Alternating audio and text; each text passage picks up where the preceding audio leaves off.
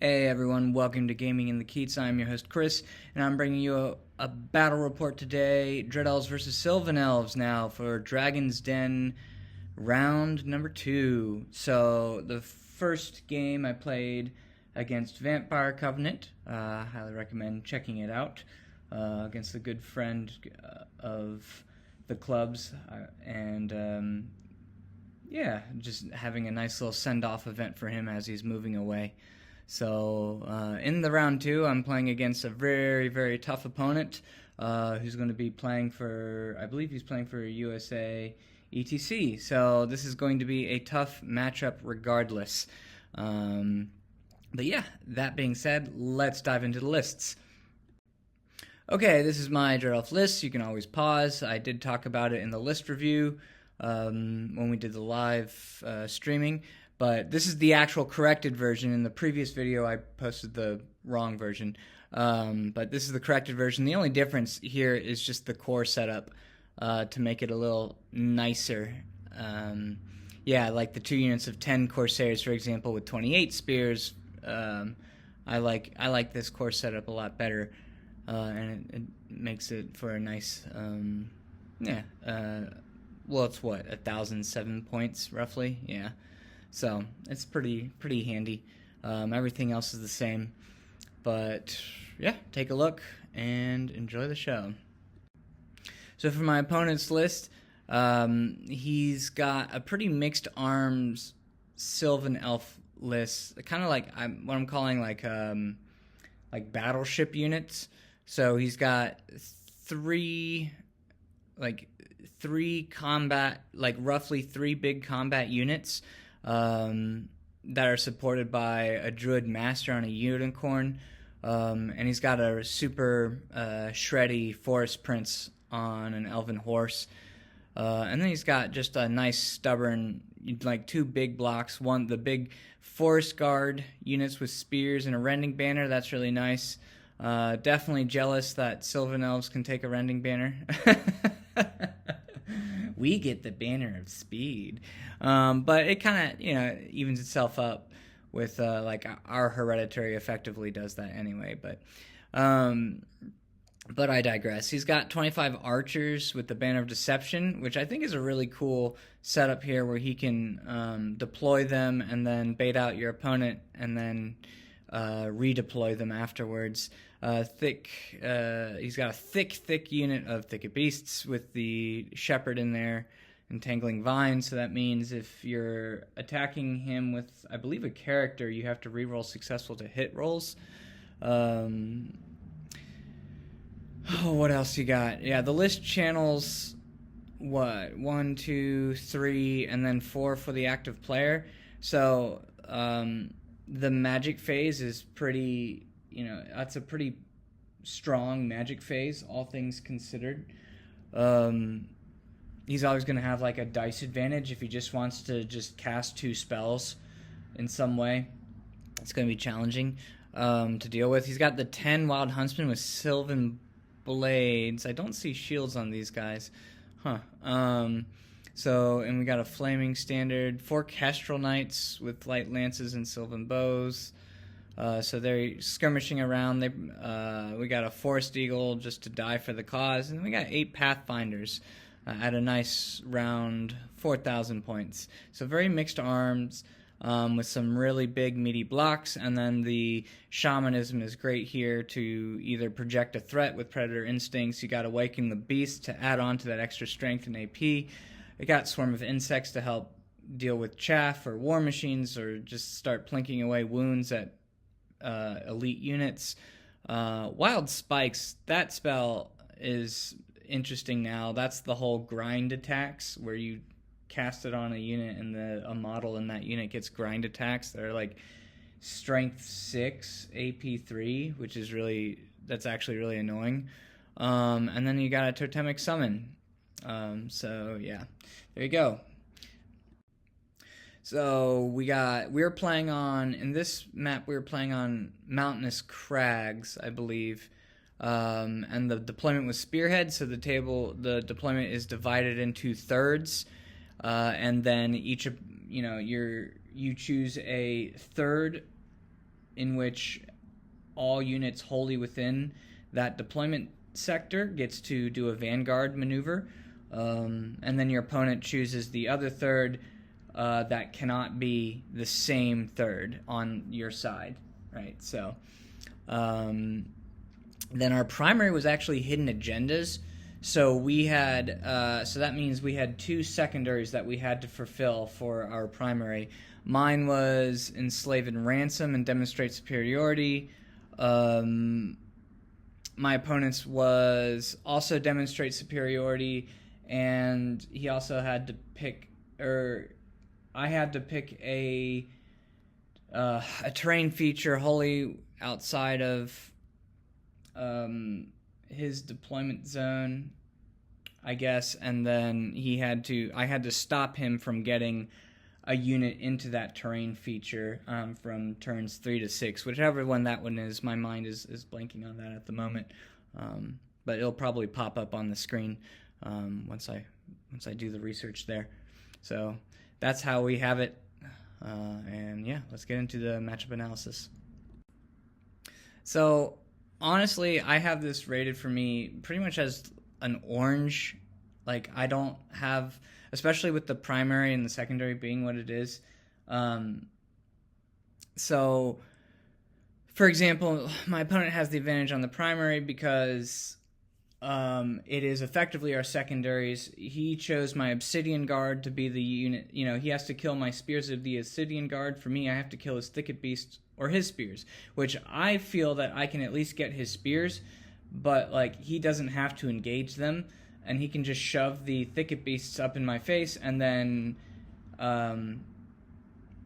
and project a massive charge range with the Wild Huntsman, right? And I don't have a lot of long-range threat to deal with the Wild Huntsman. I have to get close to him in order to take them out.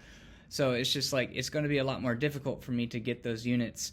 And yeah, his list outranges mine, so he can easily sit back and shoot at me with the Pathfinders and his big unit of Sylvan Archers, and he can also he has those Kestrels are, you know, mobility 9, so they are also a great skirmishing piece to get behind me. So I think it's just a harder matchup for me to engage my opponent, and so I'm gonna have to find some clever ways to put those combats into my favor. And then, even though my list does have a lot of maneuverability with the light troops options, my opponent also has that same sort of maneuverability, and his just moved farther than mine and can fly. So, and can project more threat from range than mine can. So yeah, it's gonna be tough to approach. I think overall. That being said, like, his spells, freaking shamanism is.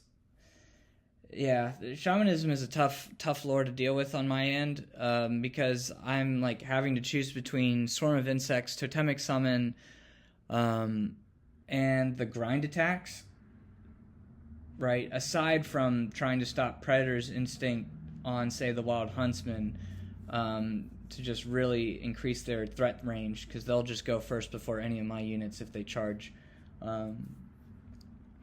But yeah, it's just tough because you'll see how my opponent plays the Totemic Summons, I think, and that is just a spell that I've really come to hate. So I've basically, in my mind, I've kind of deemed the Huntsman as like my priority zoning piece, and I'm going to see if I can bring my light troops and my ranged damage to bear and try and whittle them down to make them no longer combat effective. However, that unit is really just a delivery system for the character. So, you know, I just have to be mindful of my opponent's combo charges with his Kestrels, with his Huntsman, with, you know, and then with the Thicket Beast or the Spears, because he can position himself. He has the ability to position himself to be able to make those counter charges count. So yeah, I have it as like an orange matchup for me, and then if we get into combat, that can all that's always swingy depending on who gets the charge and the magic phase up. So we'll see. All right, so deployment.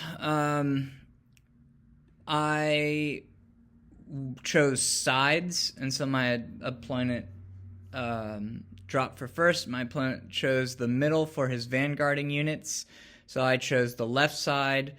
So from my left to right, we have knights, we have shadow riders, we have my black cloaks, a unit of corsairs that vanguard, the obsidian guard that vanguard, but they're not actually peeking up on the hill, interestingly enough. I bet I could have just peeked them up on the hill. My reasoning here was that I didn't want them to be shot turn one, like focus fired down by all of his ranged damage, because my opponent gets to go first. So I put them like so. Same with and then we got my acolytes down here. I really wanted to keep them protected because I chose ice and fire on them, and then for this free swap, I swapped out the hereditary on on her. I did the hereditary on her, so I swapped out the +2 offense defense spell. And then, so that's the spears with the Exarch. We got 6 knights in the forest. And then we have some corsairs out here. And then my manticore is pretty out of position, quite honestly. I figured she's fast enough to just like yeet across the table, which is fine. Because originally, my opponent deployed his archer unit in the center. And then once I deployed the manticore, he picked up the archer unit, actually. They're probably like center. I wouldn't say like specifically center, but they were actually more out on this side. So my opponent, of course, uses the Banner of Deception to actually move them all the way over here. So good play for my opponent there.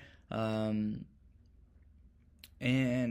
yeah, this unit, I guess, has Vanguard. And then these units vanguarded like so in my opponent's center. So we got the Kestrels, we got the Pathfinders, we got the Spears, we got the big unit Thicket Beasts with the BSB, we got the Wild Huntsman with the Mage and the Super Killy Horse Lord, and then we got the Archer unit right here. Okay, so for my opponent's turn 1, unfortunately I let this happen here, but my opponent was able to... I had forgotten that the Kestrels have frickin' Vanguard. So either they Vanguard or they Vanguard because they're in my opponent's center, whichever it was, I can't remember. But they were able to get outside of my line of sight. Turn 1, which is my fault. So they're right here. The Pathfinders move over to start shooting either at the Corsairs or the Manticore. My opponent moves up on the wall with the Spear, so that's going to be a really tough unit to shift. My opponent's able to sort of readdress the ranks a little bit. He shuffles back with the Thicket Beasts, and then he's able to light troops his way all the way over here. To just zone my advance with my infantry. So in the magic phase, I stopped Swarm of Insects on the Black Cloaks, but my opponent's able to get off a Totemic Summon that comes on the board on this side that you'll see in a moment. In my opponent's shooting phase, my opponent, I think, kills like maybe 1 or 2 Corsairs from the Pathfinders. Doesn't do anything to the Manticore. And then my opponent shooting with all of these shots, like, he didn't need to move. I thought I was trying to protect myself. Obviously, you can see this is the forest that my opponent puts down for being Sylvan Elves. But even with so many shots, he's just able to force through, wounds, especially since his bows are strength 4 anyway. So I lose 3 models from the Black Cloaks. We did this wrong. Both of us caught this at the end of the game, and we're just like, oh, that was dumb. But so I took a panic, and then we were still kind of in pre-game, or pre 3.0 mindset, where the unit broke, and so we just didn't think about it. It was a mistake. So we played it like the old rules. So the Black Cloaks broke and made it right in front of the totemic summon, which is unfortunate. But that was incorrectly played. Oops. Okay, so on my turn one, this is sort of the solution I came up with. Oh, yeah, I actually lost more Corsairs. Excuse me. Yeah, the Pathfinders did not whiff. No. So the Corsairs come over here to just be right outside of 9 inches from the Kestrels, so I can at least do a stand and shoot if my opponent chooses to charge them. I don't march the Knights, but I start moving them this way. The Manticore comes over here.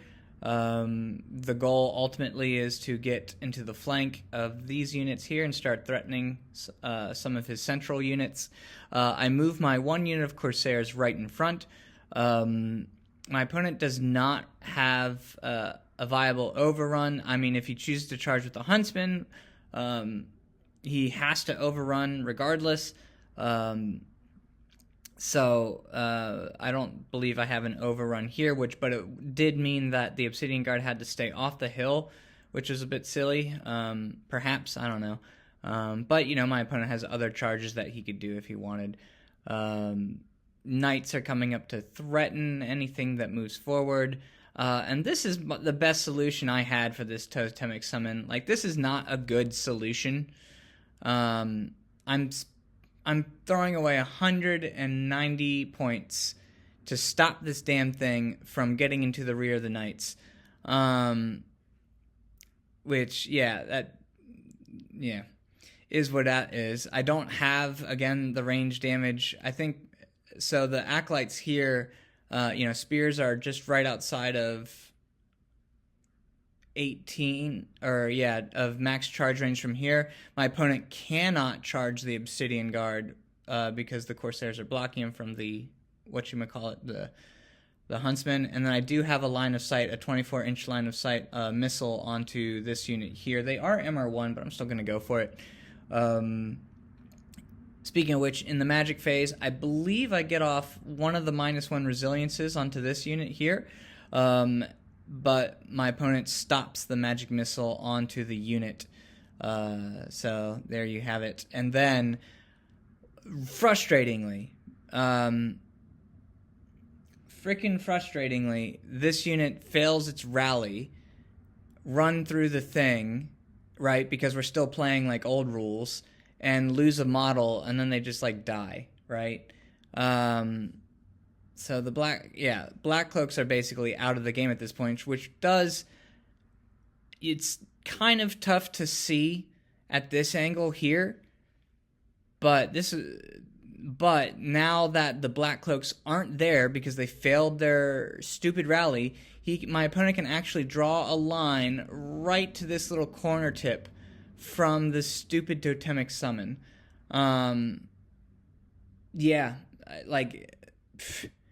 The only way I really could have avoided that is just angled this Shadow Rider unit like a little sideways, that's really dumb.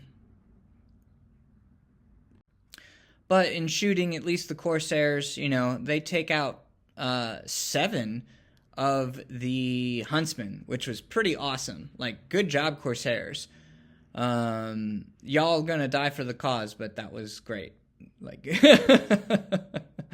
so now I can actually get, like, if I wanted to, I could target out these characters with the Ice and Fire, because there's only 3 rank and file models left, which is pretty nice. Alright, so my opponent doesn't take the charge on the Kestrels, so he just moves to try and shoot some more Corsairs. He moves the Pathfinders up to do the same, effectively. Or perhaps take shots at the Manticore, depending on what happens here with the Corsairs. My opponent angles the spears out. He charges the Corsairs with the Thicket Beasts, because the Thicket Beasts actually want to be trying to get to the hill. I probably could have picked a different terrain feature for the Thicket, because it had to be outside of my deployment zone too, I think. I can't remember what it was to stop my opponent. So I chose the hill. Maybe should have chose the water. I don't know. But yeah, he charges the Thicket Beast. He moves over the Huntsman, lining up.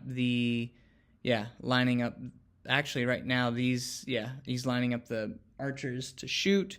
Probably he's going to take out that remaining Black Cloak. I think that failed its frickin' shaken test. Like, that whole situation was just like, it's just blah.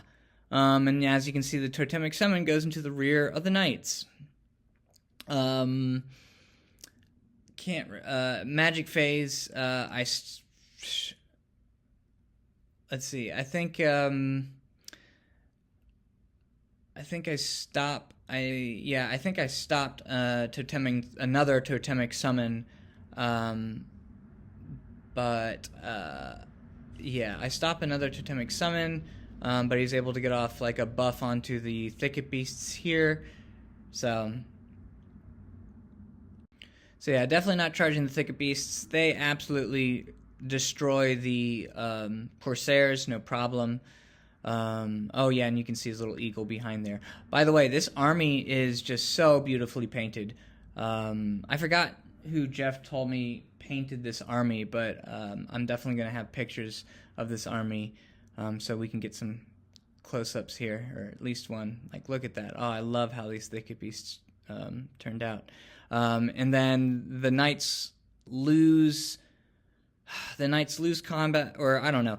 That he has a rear and a kill. I have a banner and a rank, and I think I did 1 or 2 wounds to this guy. I can't remember, but we all stick there, no problem, so I turn around. Alright, so now I activate my chaff. I put them in front of the Thicket Beasts. I move up the Obsidian Guard. I pop my Assassin in the Obsidian Guard. To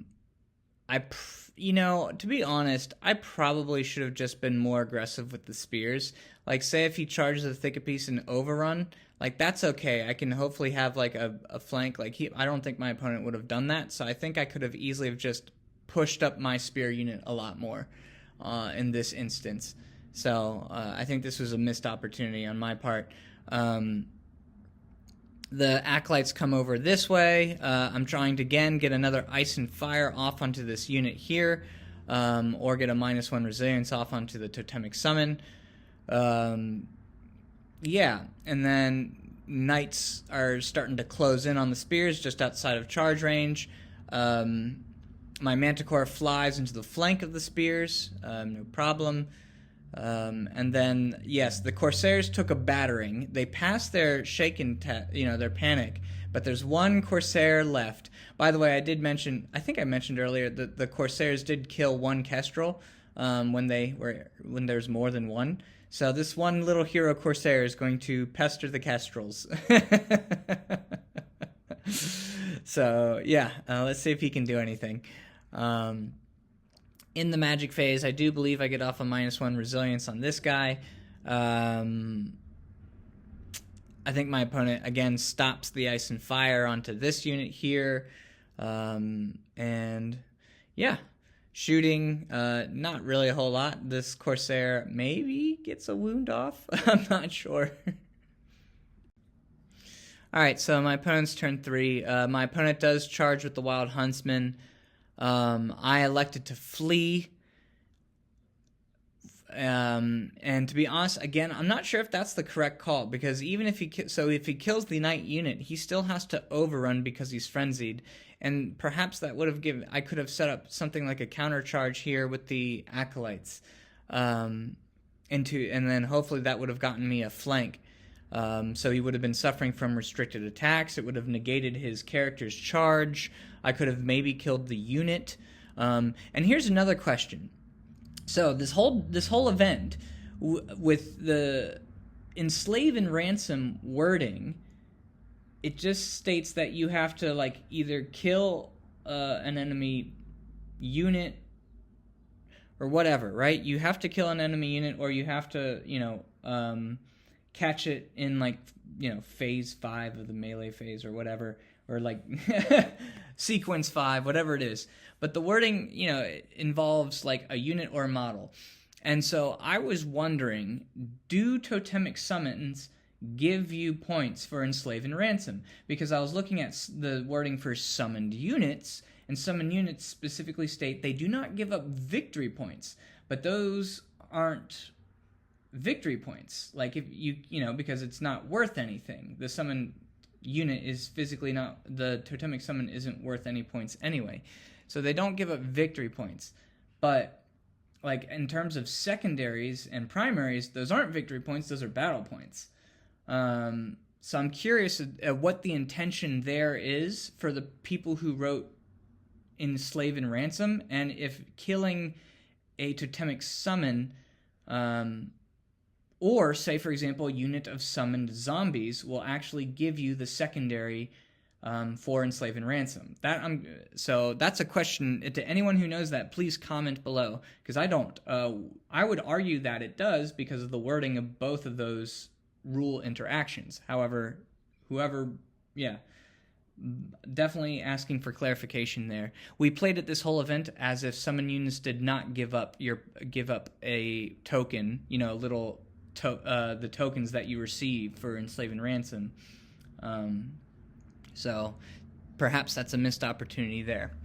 But anyway, regardless, my opponent, as you can see, does not take the charge with the thicket beasts. My opponent chaffs with the eagle, so if I charge the spears, I have to overrun. Here is a flank into the obsidian guard. The obsidian guard have a flank into the eagle. And also, I think my opponent intended to have a flank on this side as well. He communicated this with the obsidian guard. So, cool. Pathfinders come up. Spears are angling as best as they can to keep the knights and the manticore in their front. Thicket beasts kind of shuffle around. The huntsmen fail their charge. In the magic phase, my opponent is able to get off another totemic summon because I decided to stop Swarm of Insects onto the acolytes, and then my opponent is also able to get off, frustratingly, a +1 strength, like the Awaken the Beasts, onto this unit. So you'll see a totemic summon back here, which is very annoying. And then in the shooting phase, this killed me. The frickin' 25 Sylvan archers just take out the entire unit of knights. Like, damn it. Like, he just forced so many saves that I had a 3-up on, and I just rolled, I think I had to roll 8 saves, and I rolled, all 1s and 2s, and so the knight unit just got deleted just from that volley fire, so that really hurt. Not happy about that. Okay, so my turn 3. The Obsidian Guard charged the Eagle, because if I did it with the spears, I'd have to overrun. And this, I'm so pissed at myself when I look at this. But at the same time, I just didn't have a good answer to deal with this moment here. So I turned the spears around, and the reasoning is that, he has a rear charge with the Kestrels and a random movement that's not far away, 3d6 random movement into the rear of the spears. So either way, it's like I'm going to be held up on his turn. So I figured my best solution was just to turn around and face, and force him to random move with this guy into the acolytes or somewhere, somewhere that's not the spears. And force him to not charge with the Kestrels, so it's like giving me 1 turn, but no matter what, it gives my opponent a turn anyway. I chaff with the Shadow Riders. I think I actually had to let a Swarm of Insects go off on these guys. They made an armor save, so I misspoke last slide. so they lost 1. And instead, yeah, the +1 strength and AP go up on this unit. And honestly, like, I kind of saw myself between like a rock and a hard place all over the map, because my opponent was just enveloping me this time. I think he did kill 1 knight with the Pathfinders, so I decided, you know what, I still need to get the spears anyway. I'm going to charge the Manticore and the Knights. I know he's getting -1 to hit. Like, I know. This is not... I don't think this is a great move, but this is what I got. So, I charge them both in.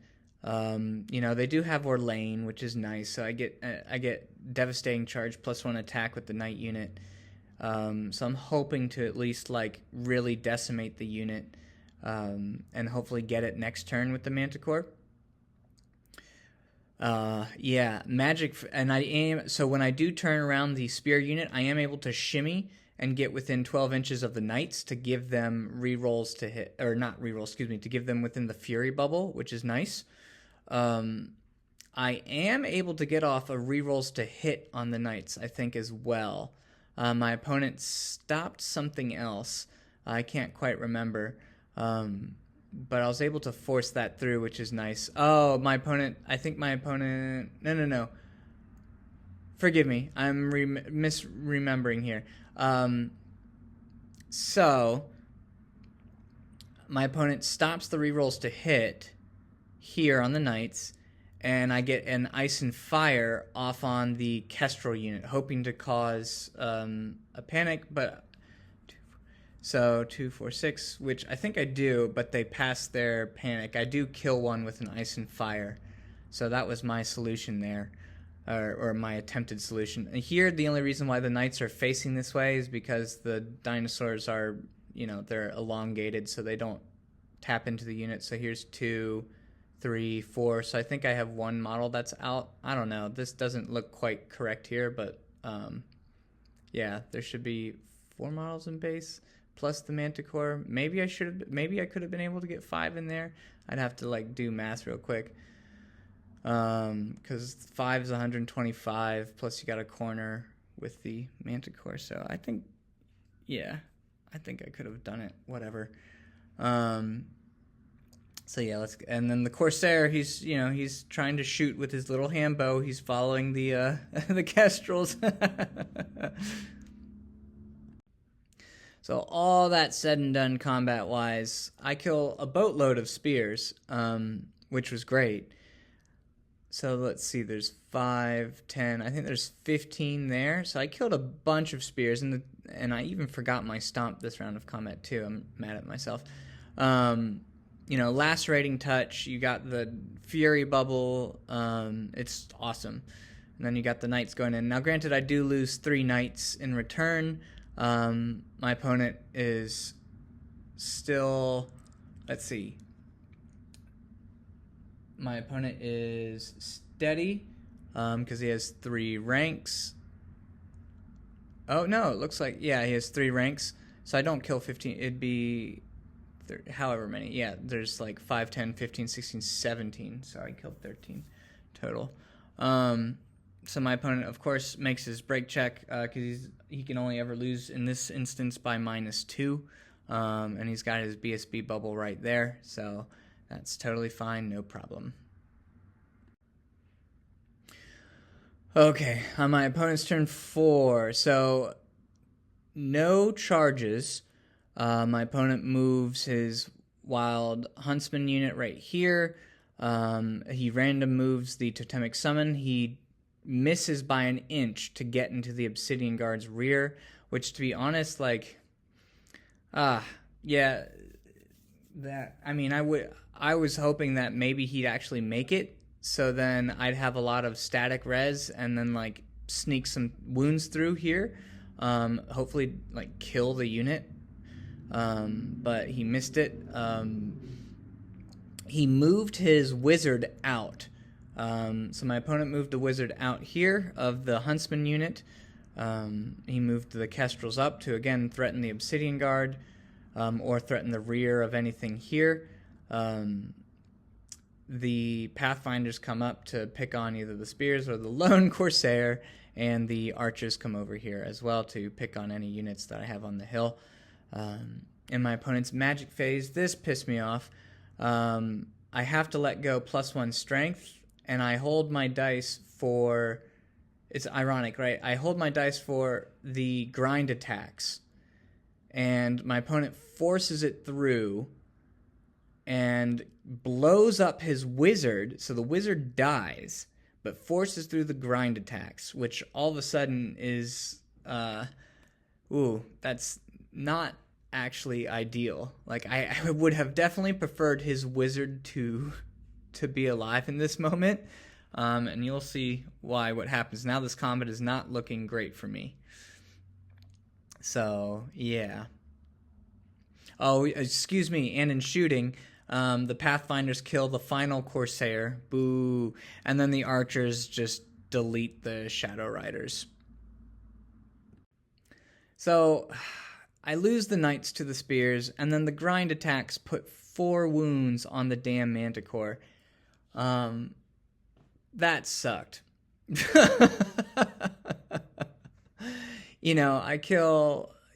I kill a fair few, but he still has at least, he has more ranks than me, so he's still able to stick with a -2, all things said and done.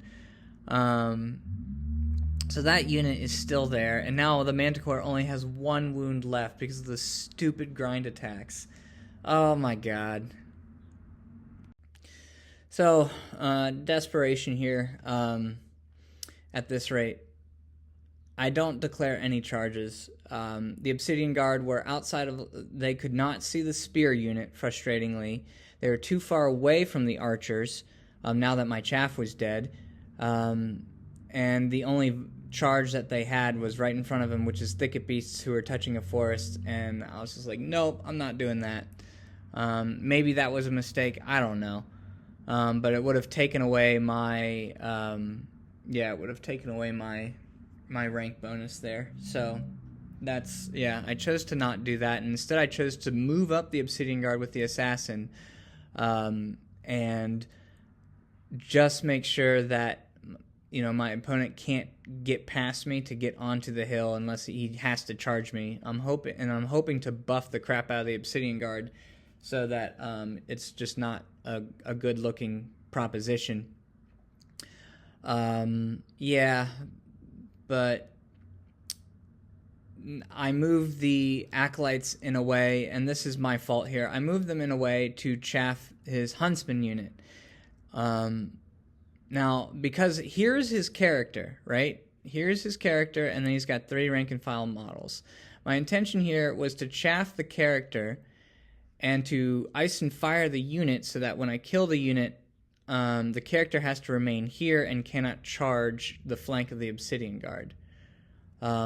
Yes, I know I'm still probably taking a rear from the Totemic Summon, and then probably taking a rear from the Kestrels. Like, I'm aware of that, but at least in this situation, this was my thought process when I put the Acolytes here. Now, in the magic phase, my opponent lets go an ice and fire, and I rolled the dice, and I saw that I rolled a 6, and so I decided that instead of trying to snipe the character, because that character still has a 3-up, 5-up with 4 wounds, and I only rolled 6 dice, I decided to go after the unit, and so when I did, I killed 2, which was frustrating, because that means my opponent could take that guy off, take this guy off, leave a gap so he could slide his character over, and now he can charge past the unit and then hit the Obsidian Guard, because I left 1 model alive in the damn unit. So this could have easily been avoided had I just, had I just moved over my Acolytes about like 1 or 2 inches this way, right? To make sure that even if I left 1 model alive, he could not get past to charge and hit, get past and hit the Obsidian Guard. And then, as you can see, the grind attacks take out the Manticore. And I left 3 models alive. Oh my god. God damn it. Oh well. So yeah. So as you can see, I would have been so much happier, like, had I just stopped, like, saved all my dice to stop the spell, right? Which I attempted, but no. My opponent had to miscast and blow up the wizard for that. So that was not really worth it there, all things considered. But at least this unit, I'm getting half points for the unit so far. If I can just kill those 3 models, then I can get one of my primaries. Because currently, I only have 1 point for my Enslave and Ransom by killing the eagle, because as we've been playing it, I didn't kill, like, even though I crumbled, I actually crumbled that totemic summon. That would have given me 2 extra tokens had we counted it, but no, I still only have 1 point for Enslave and Ransom, so yeah, it's not looking good. Okay, so I don't actually have a picture of my opponent's turn 5. My phone might have blacked it out from its memory because of how traumatic it is.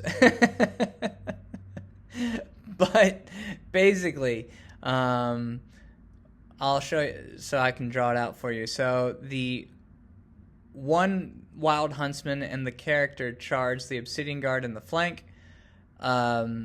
The Kestrels go into the rear of the Obsidian Guard, and the Totemic Summon rolls enough to get into the rear.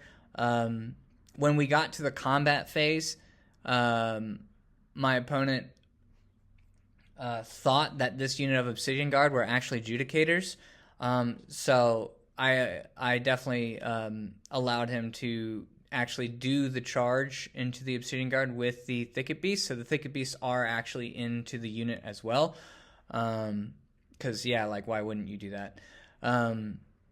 But, yeah, so the Obsidian Guard are about to get just absolutely, like, nuked at this rate. But I'm hoping, I think I was able to get up rerolls to hit on the Obsidian Guard, but my opponent did stop divine attacks. And yeah, with no mage, at least I don't have to worry about any more totemic summons. So in the combat phase, like in our melee phase, I think I take out 1 tree, like I kill 1. My assassin does kill the remaining Wild Huntsman, which is important because that gets me another Enslave and Ransom point, and it gets me points for that whole unit, which is great. I only put 2 wounds onto the Totemic Summon. I think I put, I don't do anything to the Kestrels, and then, he kills a bunch of the Obsidian Guard. Is it an auto break? It ended up being an auto break situation, just with the amount of wounds. I'm trying to think here because I would have had, like, I don't remember. That's the problem. I don't have the picture, so whatever it was, it ended up being an auto break, and I was not, like, solid, or whichever one it is. I was not steady. Therefore, I could only ever lose by 2. No, it ended up being to the point where, like, I was, it was an auto break. And so everything ran me down, and he chose to run me down this way. And worse, the worst case scenario sort of happened here, in which the Thicket Beast rolled an 11. So the Thicket Beasts, they actually end up getting all the way in front of the spears. And you'll see why that's important in a moment. Okay, so here is where things get interesting. So, as you can see, the Thicket Beasts are where they are. Everything overran. You can also see that my opponent moved his spears up right in front of my spears. Okay, so at this point, there was no sort of communication about the movement of, like, why my opponent was doing this. However, when I go to charge, I'm sitting there thinking, like, well, he can't flee the spears because my unit charges the spears, right? I'm sitting there thinking, like, well, he can't flee because then that unit's decimated, but I still have to overrun.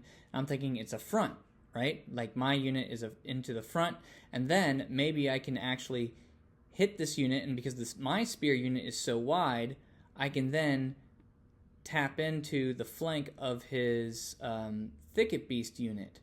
Yes, I would probably be receiving a flank from his Kestrels, like I knew that, or even possibly a rear from his, the Pathfinders. But that was my thought process. However, when I go to declare it, my opponent and I then had a disagreement, and in which my opponent says, no, your spear unit is in the flank of my spear unit. And so we disagreed on it, and this is where I'm, like, just kind of mad at myself to be like, because, you know, the altar is so big, right? And it's like this very finicky model. What I didn't do was I didn't mark my unit, like I didn't mark the boundary of the unit, right? And I didn't just remove the altar from the unit and just to mark the center because of, you know, wherever the model was. Because if the center is in the front, right, which this picture looks as if it's in the front. I mean, that's a terrible line, obviously. But, like, I could have taken the time to just check this, right? And if we still had a disagreement, you know, then we could have gone into the whole, like, well, we can either, you know, roll it, you know, 50-50 it, or call over Mark, who's in a different game, like, as the TO. And I think that's sort of the move that what you would do in a tournament situation, but this wasn't. And so, like, I decided to ultimately give in and agree to my opponent, and like, okay, it's a flank. I understand that. And then because it's a flank, the spears, even though they can touch here, and then theoretically you can pick the unit up and then put them back down, because of how far the Thicket Beasts ran, that makes this charge into the flank of the spears an impossible charge. So I'm just like, God fucking damn it. Like, every possible option I had was just being like, no, you can't do that. No, that doesn't work either. Like, oh my God. So I couldn't get this spear unit, right? And my only option was to charge Thicket Beasts and touch them. Like so, and then I'd have to pick up and then align the unit. So that's what I did. Like, yeah, that's what I did in the moment. And, oh well. Like, that's what I got. I'm hoping, like, okay, well, at least I have a character in here. The Exarch's right here. I'm going to swing into his Battle Standard Bearer, hopefully get those points, and just try and kill the Battle Standard Bearer. Like, that's my goal. Okay, so my turn 5, I charge the Thicket Beasts. I am able to get off divine attacks onto the spears, and my opponent stopped the -1 resilience spell. Also, surprise, probably not to anyone, the archers killed the acolytes the previous turn, so there you have it. So yeah, so I did get divine attacks off, so I have that going for me. So the Thicket Beasts currently, I'm wounding them actually on 4s because of Press of Ranks and Dread Elves +1 to wound anyway. So I'm hitting on 3s, wounding on 4s, and I have divine attacks. So that's something, right? Okay, so at the end of all things, I am able to kill off 2 more Thicket Beasts. And unfortunately, I do not kill the damn BSB. So I'm offense defense 10 with the Exarch, with the great weapon with supernatural dexterity.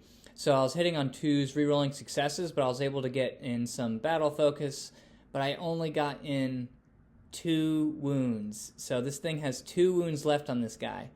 So I couldn't kill him in one round. Oh, so just like, damn it. Which also would have gotten me an enslave and ransom point, because he's like he's not an attached model. He's just there. So he's a character. So yeah. That sucked. He kills 6 spears in return.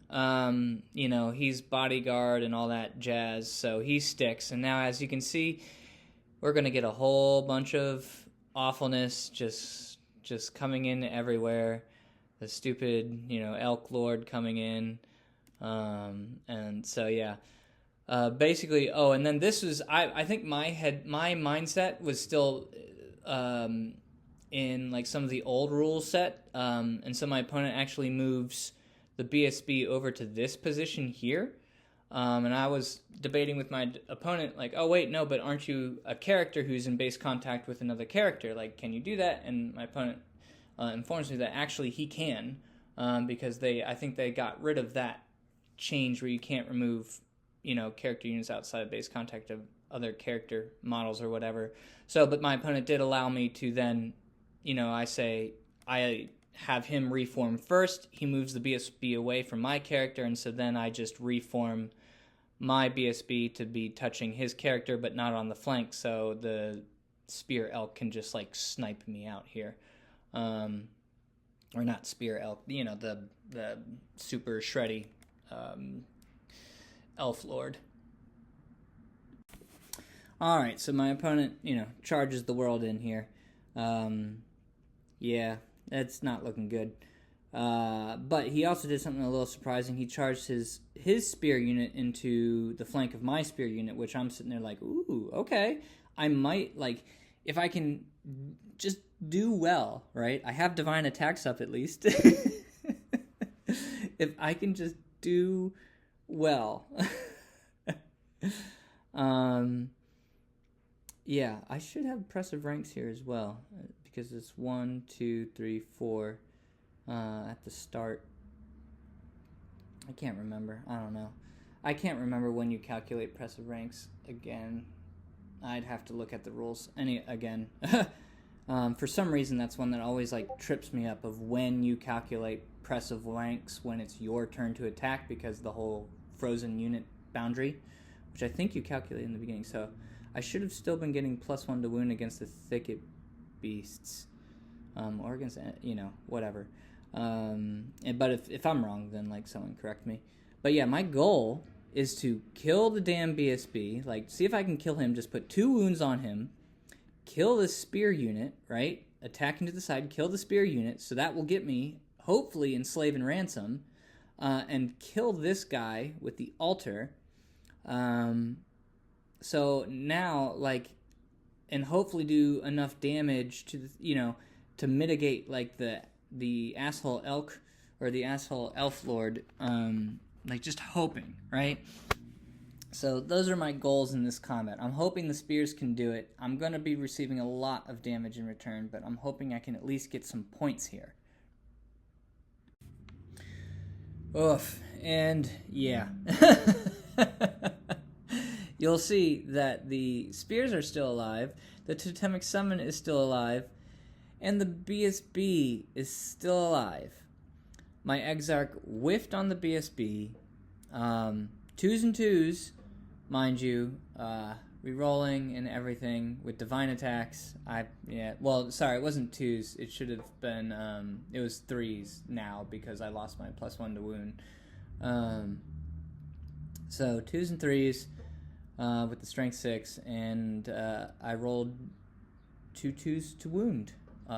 So yep, that sucked. So didn't kill the tree. I did do enough wounds to force my opponent to make saves, and my opponent rolled a bunch of 6s for his armor saves. So that unit's still there, the spears. Yeah, and the totemic summon, I didn't do anything to the totemic summon. He like absolutely butchers my spears. And so now I have this up here. My opponent was informing me that because the thicket beasts have a rank, and I am being charged in the flank and the rear and all that stuff, I'm actually losing one of my ranks. And again, this was a debate I had with my opponent, and so I have this here to now, I guess, confirm what I believe to be true, or at least from what I understand of the rule surrounded. So a unit is considered surrounded when it has enemies engaged with either its flank or its rear facing. Okay. A surrounded unit counts as having X fewer proper ranks, where X is the combined number of proper ranks of all enemy units engaged on its flank or rear. So, in this case, the spears don't have a proper rank. This guy, the Totemic Summon, does not have a proper rank, and the Elf Lord does not have a proper rank. And so, from my understanding, even though the Thicket Beasts do have a proper rank, I would not, from this reading here, I would not be losing any additional ranks. You know, it's still just like flank +2, rear +2, you know, a second flank +2, right? So that's 6 right off the bat, and then you have a banner 7, and then 8 for this banner, right? Like, so that's just a lot of static anyway, right? But yeah, I do believe that, like, I still would get my additional rank here. So, yeah, I think regardless, I was still steady. I only lose by 2 in this situation, and I just rolled really high. So I broke anyway, right? So this didn't really matter, but I had to look this up for my own sake, right? For my own understanding of the rules here. So again, my understanding when I read this is that, like, even though I have units in my flank and my rear, none of them actually have any proper ranks. And so therefore, I would not be losing any of my proper ranks from this. If that's incorrect interpretation of that, please, again, let me know. But as I read this rule, that's how I understand it to be. But regardless, I rolled the dice, I broke, and my opponent ran me down. And that is the end of the battle. Thanks, Jeff, for the awesome and really challenging game. I have no units left on the board by my turn 6. So, that was rough. But yeah, that was a lot of fun and a great learning experience, as always. So, really appreciate it. And here are some close-up pictures of my opponent's army. We got the Forest Guard to your right, and then the Thicket Beasts with the Thicket Shepherd to your left.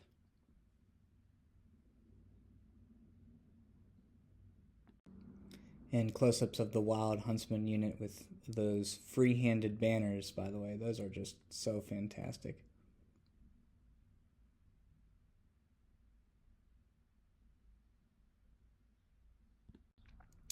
And there you have it. It is a 20-0 victory to the Sylvan Elves. Great game, Jeff. Well played. Yeah, like the only points, he got my entire army. The only points I actually got were his Druid, half points for the spears, and his eagle. Oh, and I did get the Wild Huntsman, so that's something, right?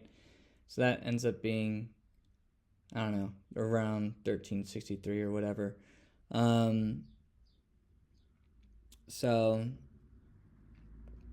yeah, that sucks. Yeah, Jeff was able to get his secondary, like the primary and the second, or whatever, however, yeah, new recruit doesn't do hidden agendas very well. So he got both of his secondaries because he killed the Obsidian Guard and was able to get Season Secure, so he could get his Thicket Beasts on the hill. I failed to get the Spears or the Thicket Beasts, right? And then I also failed to get enough of those little tokens. Like, I had to get 4 tokens for Enslave and Ransom, and I did not get the tokens for it. I did not get enough, so I did not achieve either of my secondaries. So that makes it a 16-4 on battle points, and then, 20-0. There you have it. In the macro side of things, I think my deployment was pretty uncertain. Like, I didn't know how to approach this match as well. Like, I had my pregame thoughts about it, but then when it came to actually deploying the units, I don't think I was very confident with my deployment, and I put myself in position, like kind of put some units that were pretty out of position from what I felt. And I must say, like, my opponent's magic phase was so tough to stop. Like, I really had, like, I don't know. It just felt like he was at least getting, I think it's just, shamanism. There's so many great spells in shamanism that each spell is like, it's very much, you have to always make a tough decision on what to stop. And the way that my opponent plays shamanism was just like very, very fantastic. So it just makes it really tough matchup.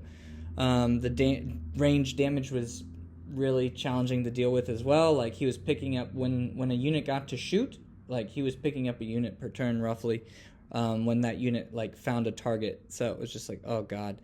And then like my movement phase in general, I think there had a lot to do with perhaps rust and playing like a live match, but like just a lot of my movement phases were just not confident, and I probably could have just been more aggressive with certain units and then held back with others. But there's so many I made so many mistakes in this match, I know.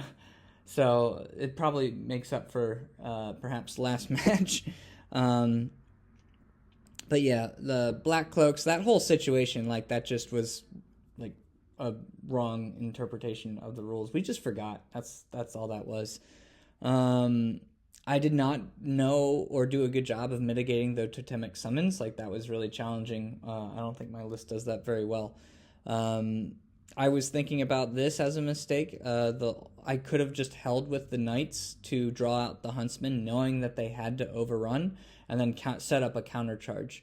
And again, making a lot of like those little small micro mistakes with like the chaff mistake with the acolytes, just absolutely like opened up a flank charge for my opponent.